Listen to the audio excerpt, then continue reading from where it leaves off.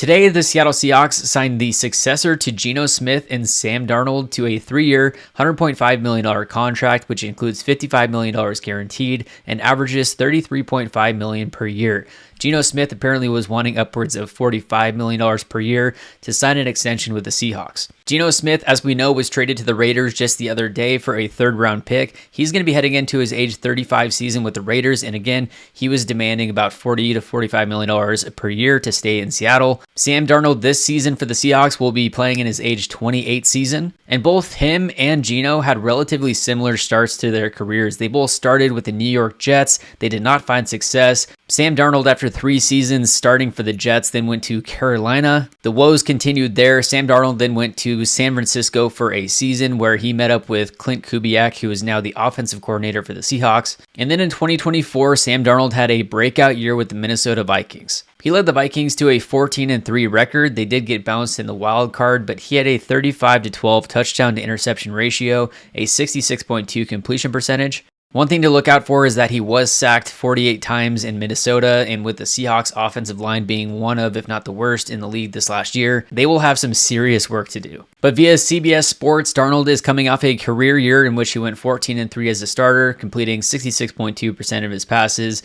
for 4,319 yards, again, 35 touchdowns, 12 interceptions, and his 14 wins were the most by any quarterback in his first season with a team in NFL history. Of course, the Vikings had a stacked offense around Darnold with Justin Jefferson and Jordan Addison at wide receiver. You got Aaron Jones at running back. But Darnold's 34 completions of throws 20-plus yards ranked first in the NFL, as did his 49% completion percentage and 9 passing touchdowns when going at least 20 yards downfield. Of course, with DK Metcalf being traded to the Steelers for a second-round pick just yesterday, they're going to need another deep threat. JSN is legit, but they're going to need to bring in some other guys. With these flurry of moves, including Tyler Lockett being cut, Geno Smith being traded for a third-round pick, DK Metcalf being traded for a second-round pick, the Seattle Seahawks now have 5 picks in the top 92. And as Rob Statton points out here on X, the Seahawks should be applauded. They've just signed a cheaper, younger quarterback in Sam Darnold, retained flexibility for the future, added a third-round pick, and brought in the best quarterback available in free agency on a reasonable deal. Good job. Add in the second-round pick that they got for DK Metcalf, and then he adds that this move is also perfect if you want to draft a quarterback to develop in rounds 1 through 3. Good misdirection to the rest of the league and no pressure to start a young quarterback straight away. The Seahawks now have pick 18 overall, 50, 52, 82, and 92. And as you mentioned, they likely will be drafting a quarterback this cycle. We'll see if they use some of those picks to trade up for one of the top tier quarterbacks. It will be a new look Seattle Seahawks offense next year as they moved on from Ryan Grubb.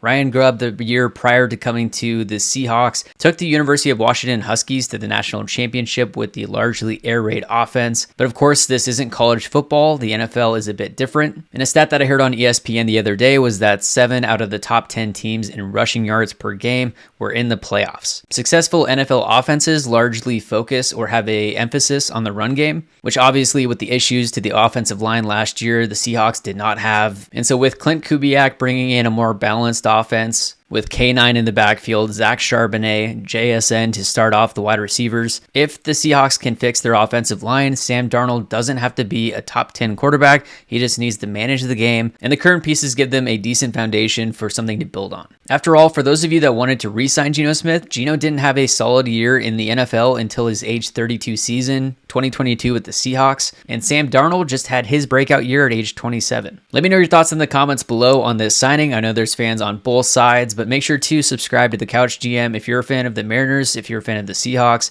as I'll be covering more moves as they happen. And a shameless plug, if you or someone you know is thinking of buying, selling, or refinancing a property on the West Coast, Washington, Oregon, California, Idaho, or Arizona, I'm actually a mortgage broker when I'm not making these sports videos, and it's my goal to assist as many sports fans and athletes to get into the home of their dreams. I'll have a link in the description of this video if you'd like to reach out and connect. And with that, thank you for watching, and I'll see you in the next one.